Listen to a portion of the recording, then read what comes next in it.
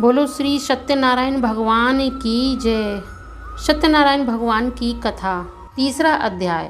साधु वैश्य द्वारा व्रत करने का संकल्प। सूत जी बोले, हे मुनि श्रेष्ठो, अब आगे की कथा सुनो।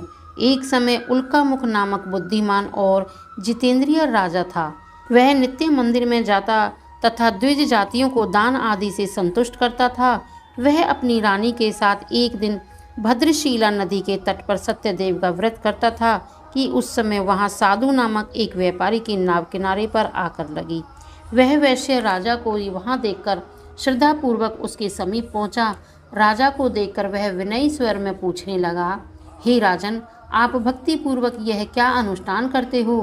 राजा बोला, हे साहूकार, मैं पुत्र की प्राप्ति के लिए श्री सत्यदेव का व्रत करता हूँ। साधु बोला, महाराज, मेरे भी कोई संतान नहीं है, अतएव मुझे भी इस व्रत की विधि बताओ। राजा से व्रत के बारे में जानकारी पाने के बाद साधु ने घर आकर सआनंद उस व्रत के बारे में अपनी स्त्री को बताया और संकल्प किया कि संतान प्राप्त होने पर वह भी व्रत को अवश्य ही करेगा।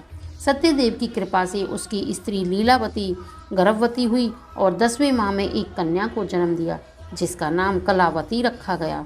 लीलावती ने मधुर वचन कह अपने पति को व्रत की याद दिलाई तो उसने कहा कि हे प्रिय, अब तो समय नहीं है, मैं इसके विवाह के उपरांत यह व्रत अवश्य करूँगा। इस प्रकार वह अपने व्यापार कार्य में लग गया। कलावती को ब्याह योग्य देखकर एक दिन वैश्य ने अपने दूतों से कहा कि कन्या के योग्य कोई वर ढूंढे। आज्ञा पाकर एक दूत कंचन नगर गया और वहाँ के व्यापारी के एक सुंदर लड़के को साधु के पास लाया। योग्य वर पाकर उस वैश्य ने कन्या का विवाह आनंद संपन्न कर दिया। वह सत्यदेव के व्रत करने की बात अभाग्यवश फिर भूल गया। इससे सत्यदेव रुष्ट हो गए।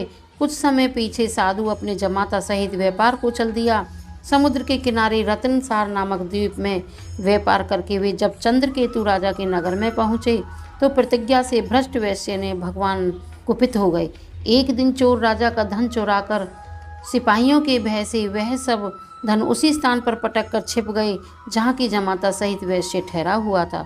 चोरों को पीछे आते हुए सिपाहियों ने धन को वहां देखकर उन दोनों को पकड़कर राजा के सम्मुख उपस्थित किया और कहा, स्वामी, हम आपके धन को चुराने वाले 2 चोर पकड़कर लाए हैं, इनके लिए अपनी आज्ञा दीजिए। राजा ने उन्हें जेल में डाल देने को कहा। सत्यदेव की माया से उनकी कोई बात किसी ने नहीं सुनी। उनका सारा धन छीनकर उन्हें जेल में डाल दिया। उन्हीं सत्यदेव के शाप के कारण उनके पीछे उनके घर का सब धन चोरों ने चुरा लिया तथा उन दोनों की स्त्रियां घोर कष्ट पाने लगी। एक दिन कलावती भूख से व्याकुल अन्न की चिंता में घर से निकली और एक मंदिर में पहुंची। वहां सत्यदेव के व्रत को होता देख बैठ गई और रात को देर से कथा सुनकर और प्रसाद लेकर घर वापस आई।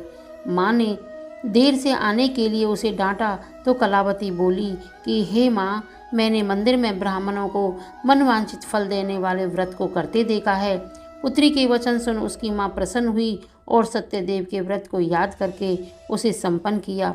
व्रत के करने से भगवान फिर प्रसन्न हो राजा चंद्रकेतु से स्वप्न में जाकर बोले, हे राजन, सुबह होते ही तुम उन दोनों वैश्यों को छोड़ देना और उनके धन को वापस कर देना, नहीं तो मैं तुम्हारा नाश कर दूंगा। प्रातःकाल होते ही राजा ने सभासदों को रात में देखे स्वप्न को कहा और आज्ञा दी, जेल में पड़े दोनों वैश्य और बंदियों को छोड़ दो।